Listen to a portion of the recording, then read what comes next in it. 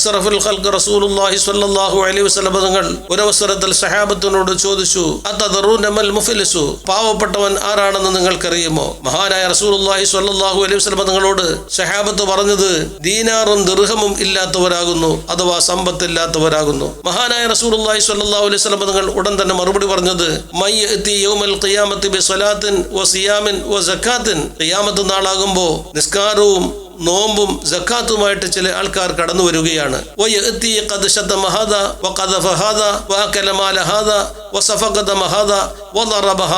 ആ നിസ്കാരവും നോമ്പും സക്കാത്തുമായിട്ട് വന്ന മനുഷ്യന് ചുറ്റുപാടുമായി നൂറുകണക്കിന് ജനങ്ങൾ പരാതിയുമായിട്ട് നിൽക്കുകയാണ്. എന്താ പരാതി?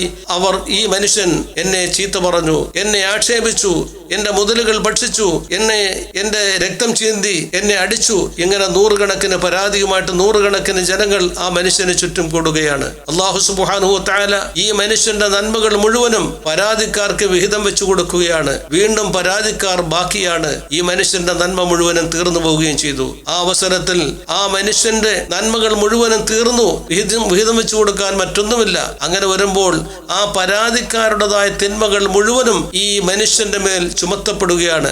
അങ്ങനെ ആ മനുഷ്യൻ വളരെയേറെ വിഷമിച്ചുകൊണ്ട് യാതൊരുവിധമായ നിവൃത്തിയുമില്ലാതെ പാവപ്പെട്ടവനായ നിലയിൽ അവിടെ നിലകൊള്ളുകയാണ്. അങ്ങനെ ആ മനുഷ്യനെ നാളെ നരകത്തിലേക്ക് വലിച്ചെറിയപ്പെടുമെന്ന് മഹാനായ റസൂലുള്ളാഹി സ്വല്ലല്ലാഹു അലൈഹി വസല്ലം തങ്ങൾ നമ്മെ പഠിപ്പിക്കുകയാണ്. അപ്പോൾ ഈ ഹദീസിന്റെ പശ്ചാത്തലത്തിൽ നമ്മുടേതായ നന്മകൾ നഷ്ടപ്പെടുത്തി കളയുന്ന യാതൊരുവിധമായ പ്രവർത്തനങ്ങളും ഉണ്ടാകാൻ പാടില്ല. ഒരാളിനെയും ആക്ഷേപിക്കാൻ പാടില്ല, ഒരാളിനെയും ചീത്ത പറയാൻ പാടില്ല, ഒരാളിന്റെയും മനസ്സിന് വേദന ഉണ്ടാകുന്ന യാതൊരുവിധമായ പ്രവർത്തനങ്ങളും ഉണ്ടാകാൻ പാടില്ല.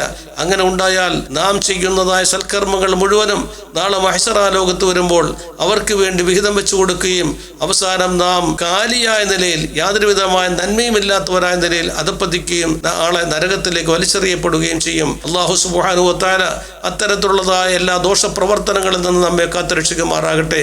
ധാരാളം സൽക്കർമ്മങ്ങൾ നമുക്ക് ഉപകാരപ്രദമാകുന്ന നിലയിൽ ചെയ്യുന്നവരായി അല്ലാഹു സുബ്ഹാനഹു വ തആല നമ്മെ നിലനിർത്തുമാറാകട്ടെ. അസ്സലാമു അലൈക്കും വറഹ്മത്തുള്ളാഹി തആല വബറകാതുഹു.